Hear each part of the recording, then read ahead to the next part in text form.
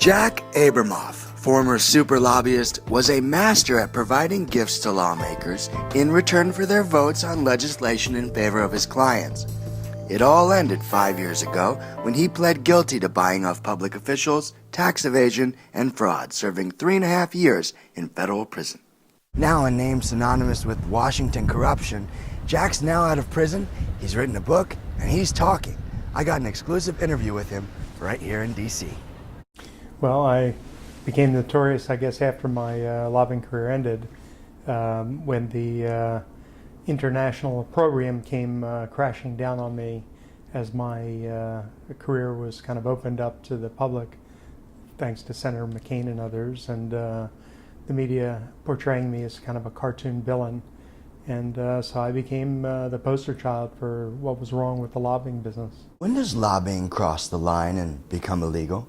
Well, there are two things. There's what's legal and illegal, and that's where the law is drawn. But then there's what's right and wrong, what's corrupt and not corrupt, and that really doesn't have a lot to do with what's legal and illegal, unfortunately, because the lines are drawn in a way that you can be completely legal and thoroughly corrupt. After Abramoff's scandal broke, Congress made a package of reforms, making what Abramoff did illegal.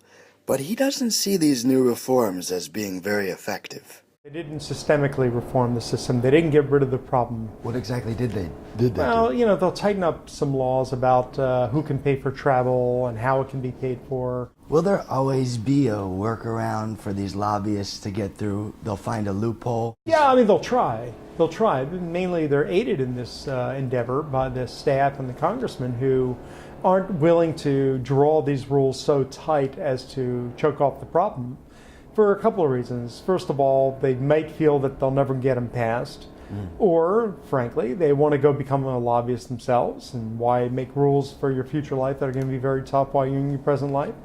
Or third, they're benefiting from the perquisites of these rules in a way that they don't want to cut off. They have quite a nice lifestyle. Abramoff's new book, Capital Punishment, dishes Washington's most guarded secrets. Why'd you write the book? Why now? I've come through a bit of a change in my life in terms of my view of all this, and I decided to write it in the book so that I could tell the American people what's going on here, give some suggestions for getting rid of the problem, and also to show what my life was. I mean, my story was portrayed in a certain slanted way. I was made out to be a villain, and nothing but a villain, and it wasn't really true, and I think it's actually dangerous to take a tack like that. So lobbyists are a definite factor in the corruption in Washington? The main reason the government has this kind of problem, because if you look at the spending that goes on, they are, in many cases, the forces behind that spending. Now, not all of it. Some of it is the feckless politicians who, have their own ideas. Pork barrels, and also the so-called good government types, the people who think the federal government should be doing everything, the nanny staters, the people who've created, since the 1930s, program after program, programs that never go away, even though the need goes away, because they create constituencies of people who rely on these programs.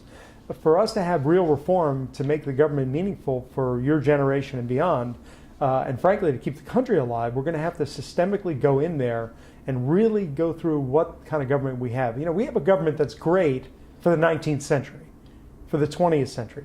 We don't have a government for the 21st century. We need to have a government for that century.